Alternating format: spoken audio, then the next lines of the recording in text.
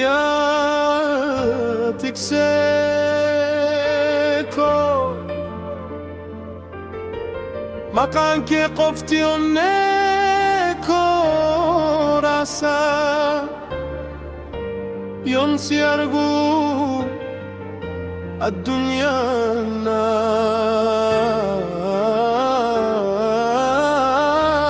naaf haarawataati.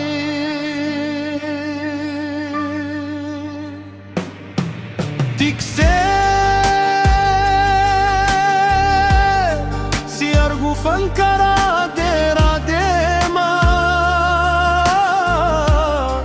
fuulli kee ifa barii naaf fakkaata. Ija kee keessan abjuu koo dubbisa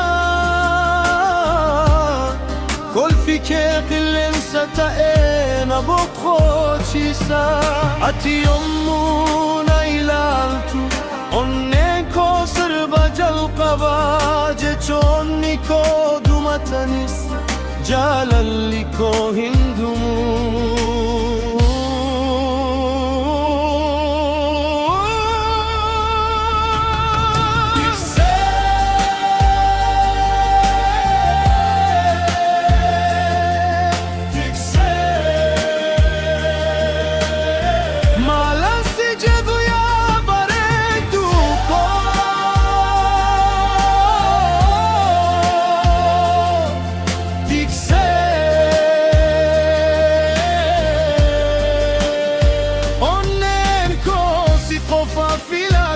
Harka kee qabee si bira jiraadhee bara baraan si waliin adeemuun fedha koo. Tiksee koo si malee jireenyi koo hiika hin qabu.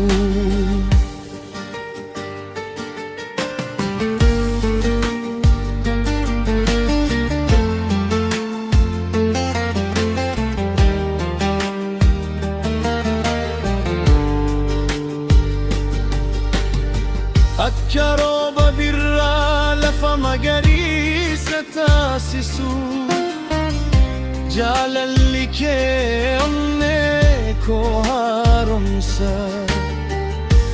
Akka aduu barii dukkana balleessu argamuun kee gadda koo fageessa.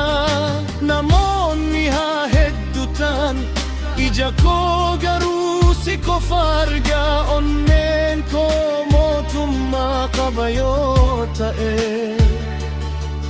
ati mootittii isaa qofa.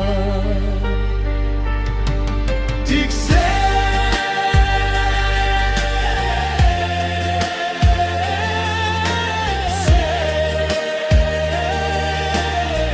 maqaan kee sirba afaan koo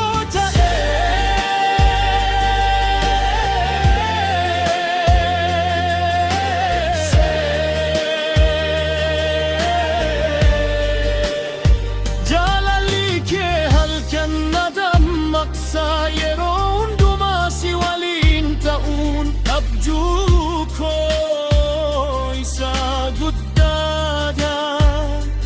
Tiksee koo yoo na jaalatte jireenyi koo guutuu ni ta'a.